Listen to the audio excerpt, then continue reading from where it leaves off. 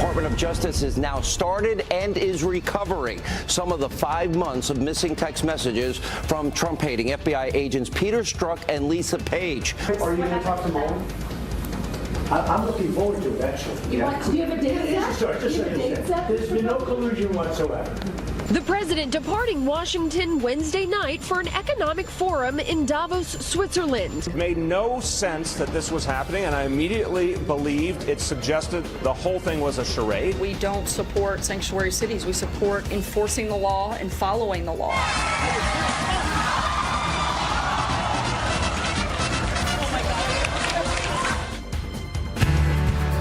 Fox News alert for you, though. A game changer. Breaking overnight, Fox News exclusively confirming the Department of Justice is, in fact, starting to recover the missing text messages from the anti-Trump FBI agents. This, as President Trump says that he's looking forward to being interviewed about the alleged Russian collusion probe. Griff Jenkins joins us live in D.C. with the new details that are unfolding. Griff, every single morning it seems like I'm saying new details. What's up, Griff? That's right. Good morning, Heather. I'll tell you, it would have been something to be one of those reporters standing there waiting for the president to depart for Davos, because they certainly were stunned when the president gave a very determined answer to whether or not he intends to speak with special counsel Robert Mueller, saying he looks forward to it under oath and even giving a timeline on it. Going to talk to Mueller? I'm looking forward to it, actually. Do you have a date set? Just so you understand. There's been no collusion whatsoever. There's no obstruction whatsoever. And I'm looking forward to it.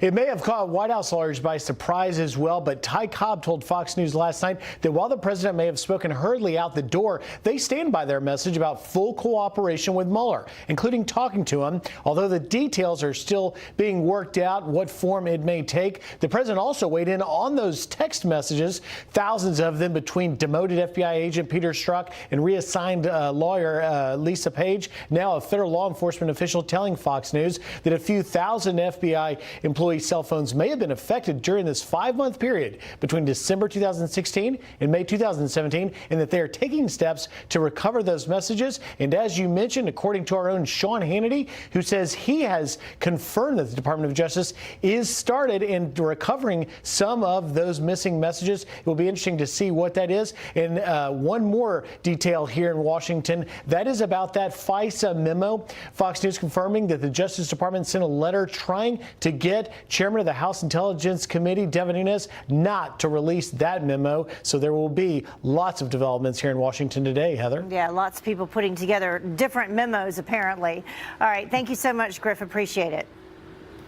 Well, America losing trust that their government agencies aren't being used for political purposes. The question now being raised, can the FBI really be trusted?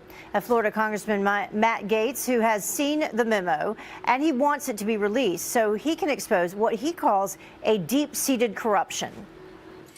I think that we'll see it within the next 2 weeks. The important thing is that now Democrats are making a claim that the memo is conclusory. So I think Chairman Nunes is right to look at what supporting information can be released along with the memo that validates it. I think that will help us to be able to have a more robust fact-based discussion rather than just lobbing conclusions at one another. And that's why the memo hasn't been released yet. I think the chairman and the committee are rightfully going through that process so that we don't disclose sources and methods or put Americans who are downrange in any jeopardy, but that we absolutely expose what I believe is a deep-seated corruption that has really undermined this presidency, unfortunately. Well, a personal lawyer for President Trump says that more than 20 White House personnel have voluntarily given interviews to the special counsel, and more than 20,000 pages of records were provided in the Russia investigation. That lawyer describing the level of cooperation as unprecedented, and we'll continue to follow this story for you for sure. And now to another Fox News alert and 2 violent attacks on law enforcement overnight in Denver. 1 man is in custody and 2 more on the run after a sheriff's deputy is shot and killed chasing an assault suspect. Well, dozens of mourners lining the streets with Blue Lives Matter flags saluting the body of 32-year-old Heath Gum. The 5-year veteran of the force leaves behind a wife and a family. And then in Detroit, a police officer is fighting for his life after being shot in the head. Yeah, shots fired on the officer at the location trying to get a status on 731. They have a barricaded gunman. He's in the house. We have a woman on the street saying he's going to have a mental breakdown. Officer is en route to the hospital. Well, the suspect firing on the unidentified officer sitting in his patrol car. The man, also accused of assault, arrested after an hours-long agenda. Kelly Wright joins us now live from Washington, D.C. with more on what we can expect. Good morning, Kelly. Heather, good morning to you as well. When President Trump arrives in Davos, he will be the first U.S. president to attend the World Economic Forum there since Bill Clinton in 2000. He will be promoting America first, but not America alone. I'm going to Davos right now to get people to invest in the United States. I'm going to say, come into the United States. You have plenty of money. But I don't think I have to go because they're coming. They're coming at a very, very fast clip. The president travels to Davos with confidence in the U.S. economy. A Fox News poll shows that 40% of Americans believe the Trump administration is making the economy better. But when the president joins 70 other heads of state in Davos, he will face some resistance from those like Germany's Angela Merkel, who take issue with his America's First agenda, calling it right-wing populism. This generation that was born after the Second World War will have to prove that we have truly learned the lesson. We think that shutting ourselves off against the rest of the world, isolating ourselves, will not lead us into a good future. Protectionism is not the proper answer. Then there's French President Emmanuel Macron, still critical of President Trump taking America out of the global climate change accords, joking about President Trump at Davos.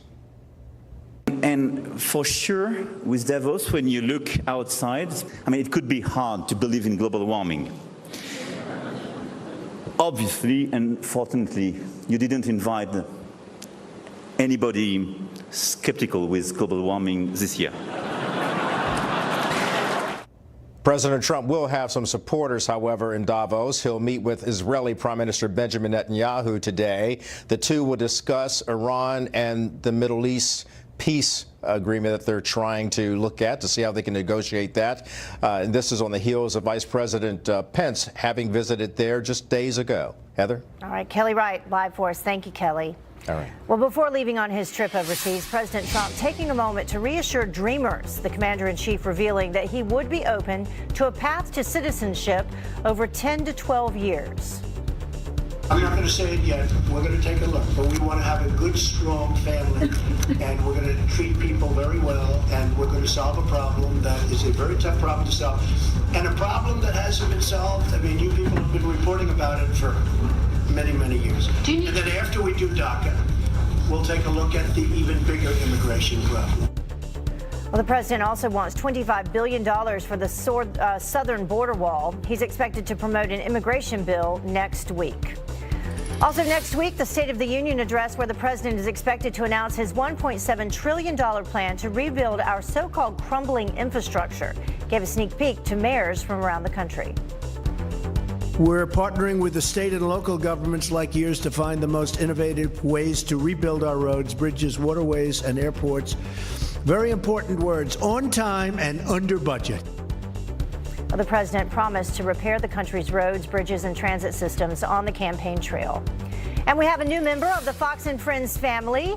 Former Fox and Friends Weekend co-host Anna Koyman and my friend and her husband Tim welcomed Brooks Koyman Stuckey on Monday night at 8:45 p.m.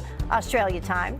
Little Brooks weighed in at just over 7 pounds and has had visitors from all across the world, including Anna's parents. They came in from North Carolina for the delivery. Mom and baby, so you know, are doing great, and Dad is already thinking about which sports Brooks will be playing. Anna just enjoyed her first glass of wine in 9 months, by the way. Congratulations to Tim and Anna, and if you want to follow them, follow Anna on Twitter or Instagram, full of pictures. Well, the time now is about 10 minutes after the top of the hour. And Sanctuary City showdown, mayors nationwide vowing to defy President Trump. What do you tell the police officers? How do you advise them? Here's what the president wants us to do. No, I asked you a question. Great exchange here. The brand new threats from the DOJ to sanctuary cities across the country. And no longer leading from behind, President Trump set to send shockwaves on the world stage, putting America first. Brian Brimberg here with why his speech will be historic. There are few lengths you wouldn't go to mark me as the man you desperately want me to be. And the breakout tennis star blasting the American media. Welcome back. A handful of mayors boycotting what was supposed to be an important meeting about economic and safety issues at the White House. Why? Because they were ordered to follow the law. Now, President Trump lashing out at the no-shows after the Justice Department threatened to subpoena sanctuary cities. Sanctuary cities are the best friend of gangs and cartels like MS-13. You know that. The result in the death rate around sanctuary cities in and around for innocent Americans is unacceptable. Well, New York City's Democratic Mayor Bill de Blasio calling the DOJ's move racist, tweeting this: "It doesn't make us safer and it violates America's core values." Well, the mayor of Santa Fe also skipping the White House meeting. Martha McCallum calling out the Democrat Javier Gonzalez for defying the president. What do you tell the police officers? How do you advise here's what them? The president wants us to do. No, I asked you a question. He's even said that he would approve of a morphing for the Dreamers to citizenship. So can you answer my question? Are you in favor of building a wall if the trade-off is protection for the Dreamers? Are you in favor of that? Look, building a wall is not going to do anything to help secure our country. Well, Gonzalez also vowing not to comply with federal law. Well, President Trump taking the world stage, expected to put America first at the Economic Forum in Switzerland. And he hasn't even landed in Davos yet, but world leaders are already taking aim at our commander-in-chief. But is the measure of a good president really what the world thinks or what he does for his own country? Chair of the Business and Finance program at the King's College in New York City, Brian Brinberg, joins us now to talk a little bit more about this. Thank you very much for joining us this morning. Always good to be here, you bet. So, big deal here, the president speaking at Davos. Explain to people at home, why is this significant? Well, the reason he's going there, you're hearing all this talk about the president and isolationism and America only. Right. He's going to Davos to say this: America is open for business again. We are growing again. There's opportunity again. You should come here and invest. This is the best place in the world to invest. Yeah. And look, that's good for Americans. I mean, we should be happy about our president, our economic salesman in chief, going overseas where the money is. Even going there. Yeah, even going there. Yeah. And he's not going there to rub shoulders, to make friends, to pander to the global elites. He's going there to say, we're great for business. This is a great place to invest. And if you're not here, you're making a mistake. His pitch is simple. He's simply selling the great data that we're seeing in the U.S. over the past several months. Let's take a look at what people here at home, what Americans think about the economy specifically. And this poll takes a look at, comparing to years past, and you can see across the board, it's gone up.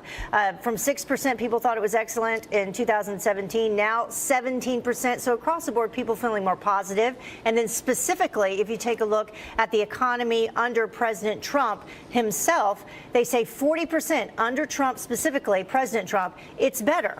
Well, when you get into January and you start seeing headline after headline about company after company raising wages, giving out bonuses, raising retirement contributions, stock options, you just can't argue with the data. People feel great when they see wages going up. We haven't seen that in this country for a very long time, and we're starting to see it now. So it's not surprising to me that people feel better about the economy and that they're giving President Trump some credit for it. So that's what he's going to Davos to do. Just say, guys, look at the data. Look what's happening to wages. Look how the economy is growing. You want to be a part of this. So will that translate? The more that Americans feel positive about the economy themselves, how does that translate in terms of investments from abroad? Well, here's what's interesting. So the world political leaders are going to continue to grumble, and they're probably going to be upset with the president about various things. But watch the world business leaders. Those are the people who are talking about, wow, things have really changed in the U.S. Taxes are what you're seeing. If you read just below the headlines, you'll find all of these guys talking about, well, this tax rate has really come down. Regulations really come down. We want to be in the U.S. Don't watch the political leaders. They're never going to make peace with the president. Watch the business leaders, because they're watching the U.S. and they're saying, that's where we want to be. We've got to start building. We've got to start investing in the United States. So that's what's interesting, because we constantly heard during the campaign about bringing American companies back home from overseas. It's also about bringing companies from overseas all together here to the U.S. They want to be in the best places in the world. And the problem is, in Davos, everyone's going to watch the political leaders. Don't do that. They never have anything good to say. Watch the business leaders, because where the money goes shows says something about what people really value. And I think in the U.S., they value real economic growth, the return to growth after a very long time. All right, follow the money. Yep. All right, Brian, thank you so much. Appreciate Good it. to be here. Great advice. Well, the time now is about 19 minutes after the top of the hour, and another attempt to silence a conservative after putting strict rules on Ben Shapiro's latest college campus appearance. They don't want us to go to this type of event. They don't want us to hear what he says. Well, Todd Pyro was there, and he is here live to tell us the story. And the price was right. Did you see this for one contestant? But look, oh, so wrong for host Drew Carey. Carly Shimkus is here with the live TV takedown that's taken over the internet. Good morning and welcome back to Fox and Friends First. My social media has nothing to do with my skills. That message from breakout tennis star over a recent scrutiny of his Twitter use. Carly Shimkus with Fox News Headlines 24/7, Sirius XM 115 with how he is blasting the American media. Good morning. Yeah, he sure is. So American tennis star, a man named Tennis Sandgren, has been getting as much attention for his social media presence as he has for his skills on the court after controversial tweets were recently discovered on his account that show him debating Pizzagate, as well as interacting with some members of the alt-right, including one person who attended the deadly riots in Charlottesville. Well, after getting knocked out of the Australian Open semifinals, he called out the media during a press conference over that negative press coverage that he's been getting. Take a listen to this. You would rather perpetuate propaganda machines instead of researching information from a host of angles and perspectives. You dehumanize with pen and paper and turn neighbor against neighbor. There are few lengths you wouldn't go to mark me as the man you desperately want me to be. So one of his most famous critics, Serena Williams, who took to Twitter calling for him to apologize for this. He says that he does not support alt-right views, but he has since deleted some of those controversial tweets. Well, let's go into something else. Let's talk about this Field of Dreams baseball field in Iowa. Yeah, that's right. Vandals damaged it. Can you believe it? So fans of the movie Field of Dreams are going to be so sad to hear that thousands of dollars of damage was done to the field, made famous in that movie after somebody apparently out for a joyride did donuts on the field. So workers are going to try and, get the field ready for opening day, which I believe is in April. But a lot of people are so sad about this. Amima says, I hope the Vandals get haunted by mad baseball players. That would be the ultimate revenge, right? And Todd says it's official. Nothing's sacred anymore.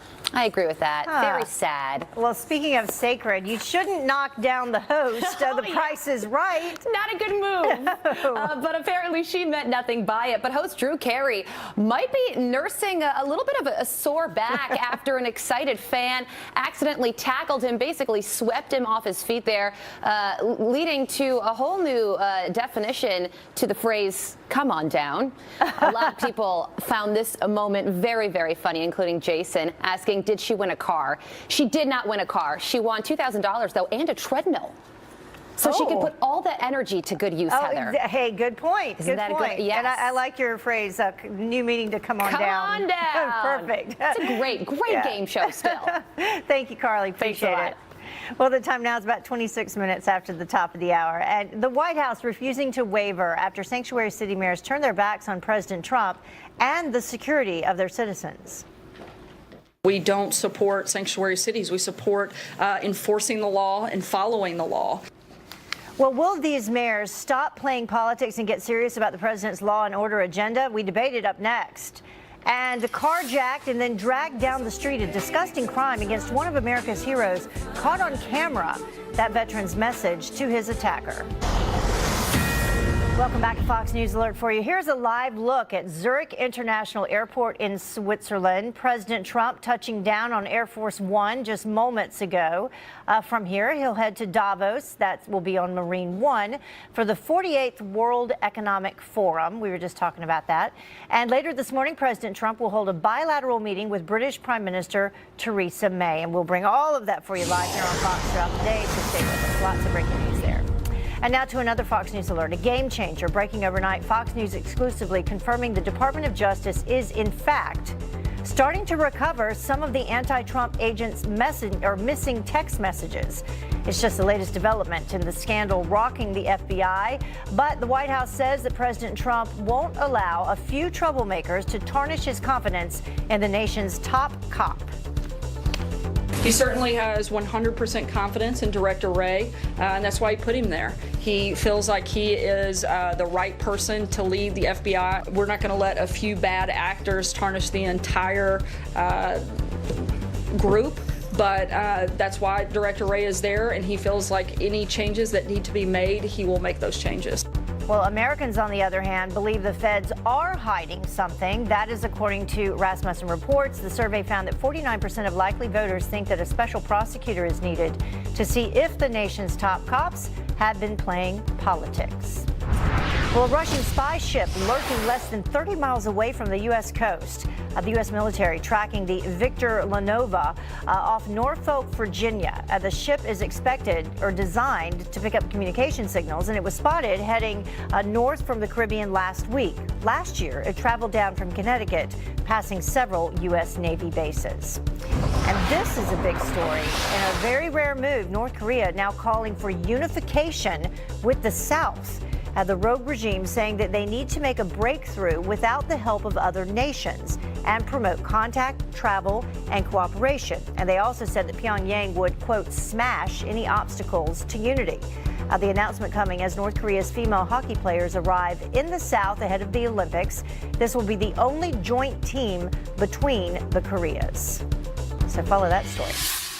Well, the Trump administration issuing new threats against cities that are refusing to enforce immigration laws. Just hours before, President Trump was set to sit down with dozens of city mayors. In response, those mayors boycotting that meeting. Well, President Trump blasting their political stunt. As you know, the Department of Justice today has announced a critical legal step to hold accountable sanctuary cities. And the mayors who choose to boycott this event have put the needs of criminal illegal immigrants over law-abiding Americans. So who exactly do these mayors represent? Here now to weigh in is radio talk show host Gina Loudon. Thank you so much for joining us this morning. We really appreciate it. Good to be with you. So let's start with that question, because that's what I was asking myself yesterday when I heard repeatedly about these mayors, one after another, saying, well, we're going to boycott the meeting altogether. Who exactly are they representing? Their constituents or just a certain specific chosen element of their constituents? Well, it's obviously a very narrow, very highly politicized segment of their own mind, really, because if you think about it, this is really what this president was elected primarily to do. President Trump ran on the issue of securing our borders, right? And so if these mayors are going to go against what many of their own constituents voted on, and not only that, let's remember, we're talking about an infrastructure meeting here. If mayors aren't supposed to provide security to their citizens and infrastructure to their citizens, I'm not sure what their purpose is. Yeah, exactly. And let's listen to what Mayor Bill de Blasio from New York City had to say on boycotting the meeting yesterday. Here's his excuse. The very day where we were told there would be a good faith dialogue, that's the day they decided to single out a group of American cities and once again threaten them. I came down here ready to have a serious meeting, and what I got was a publicity stunt from the Trump administration. A publicity stunt? Or is it what you're supposed to be doing to begin with, which is following the law? Yeah, we are talking about the rule of law here. And if anyone is singling out cities and putting them in jeopardy, it's any mayor who is providing sanctuary, not even to illegal immigrants, okay? But this is to criminal, second-time criminal, illegal immigrants, okay? Because we're talking about protecting people who have committed crimes after they've already committed the initial crime of coming here illegally. Those are the only people that so-called sanctuary cities actually provide sanctuary to, those who are committing crimes. Here's what the United States Conference of Mayors had to say. This is their statement on canceling the White House meeting. They say, quote, many mayors of both parties were looking forward to visiting the White House today to speak about infrastructure. As you mentioned, that's what they're supposed to be talking about, and some other issues of pressing importance to the 82% of Americans who call cities home. Unfortunately, the Trump administration's decision to threaten mayors and demonize immigrants yet again and use cities as political props in the process has made this meeting untenable. So what's your response to that? Yeah, exactly right. If you want to know where the most dangerous place to be in all of America will be as we move forward, if these mayors dig in their heels and continue to act against the rule of law, it's going to be these cities that are calling themselves sanctuary cities, because the only people they'll be sanctuary to are people who are criminals more than one time, people who've been arrested for crimes when they're already illegally here. Yeah, it's and not that is going to make them the most dangerous cities in America. Not immigrants, illegal immigrants is what we're talking about. And they always seem to use that, leave that word out. Yes, and also remember that even the illegal immigrants who are there who may be thinking they want sanctuary, or the legal immigrants, these are the neighborhoods that are always the most victimized by those who are continuing to be arrested and won't be held accountable for that, will be given sanctuary instead. Yeah, we talked about that yesterday in terms of MS-13 targeting immigrant communities. Gina, thank you, or Dr. Loudon, thank you so much for joining us. Appreciate it this morning. My pleasure.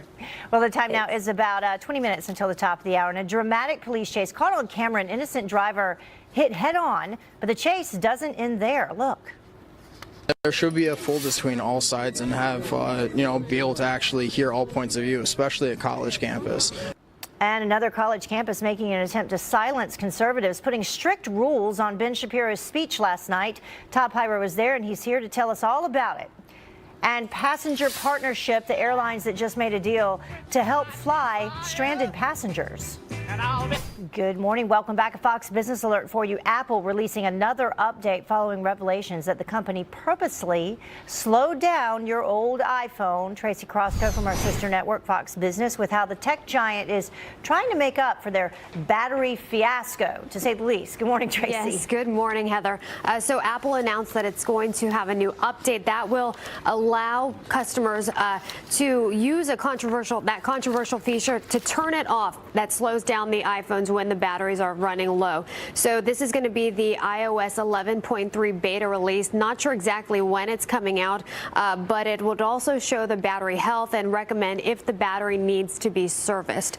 And you'll also be able to see the power management feature that prevents the unexpected shutdown. See if that's on, and then you can choose to turn it off if you want to. All right. Yeah. So it's your choice. Yes, it is. It's your choice if you want a slow battery. That sounds like a good idea. It sounds like a given. Yeah. Now, American and Delta, they're making a deal to help passengers who are stranded. Yes, and hopefully this will mean less stranded passengers at the airport when there are weather events like hurricanes or snowstorms.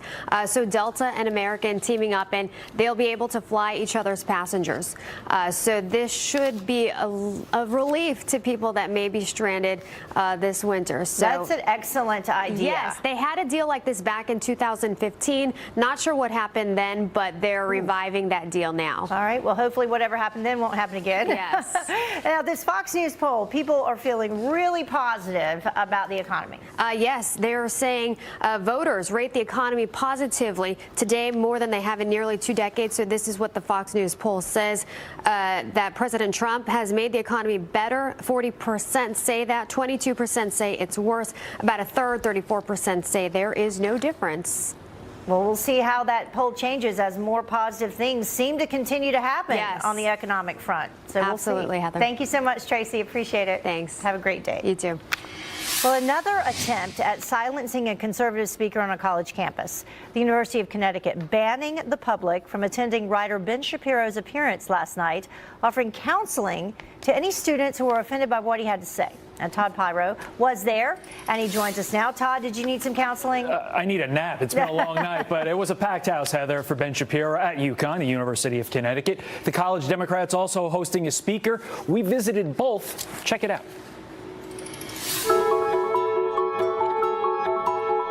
I'm here to see Ben Shapiro. I've always wanted to see him. I just think he's a pretty intellectual person. He has some insightful opinions. I'm here to listen to his ignorance, and I'm here to listen to him and hopefully get a word in. I love the way that he, really comes forward with thought out ideas. We should be able to freely be open about who we are, whether we're a Democrat or Republican. Something has to be done about a system where a few crazed leftists decide they don't want to hear somebody speak, and therefore people from the outside who pay taxes to universities like this one can't get in. That has to stop. Why is an event like this so important for First Amendment rights? Well, I mean, I think it's always important for people who are not necessarily of the prevailing political view to be able to come on campus and talk to students who are not used to hearing these viewpoints, particularly if they find them discomforting and uncomfortable. The university's response, do you think it's an overreaction to what happened here a few months ago?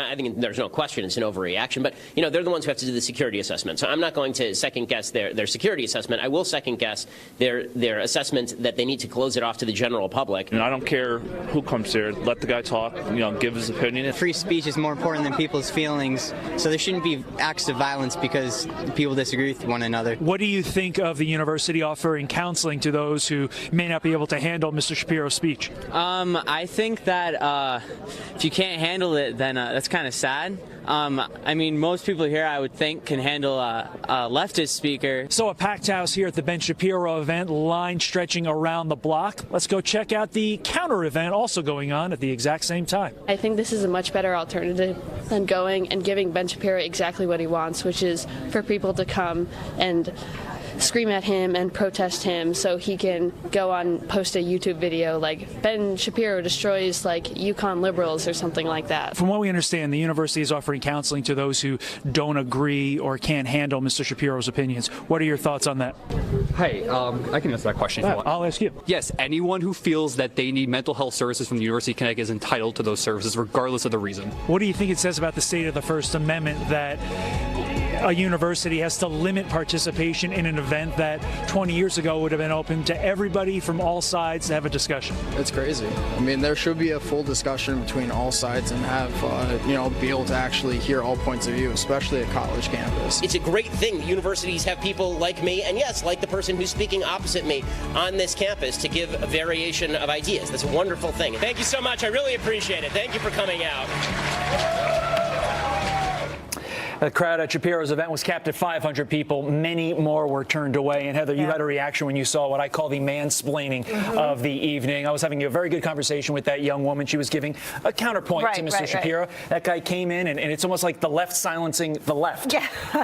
They had their talking points, and they got to stick to them. Right. So that's what was going on there. And why would anyone not want to see Jeff Gordon? I know. Another observation we both made. He looks a little bit like Jeff exactly Gordon. Like Jeff Gordon. All right. Thank you so much, Todd. Appreciate it. Well, the time now is about 15 minutes until the top of the hour. Sources confirming to Fox News that the DOJ is working to recover the missing messages between anti-Trump FBI agents. But was it really a glitch that had people believing they were gone forever? A former Justice Department official weighs in live up next. An incredible body cam video as firefighters rush to save a dog from a raging house fire.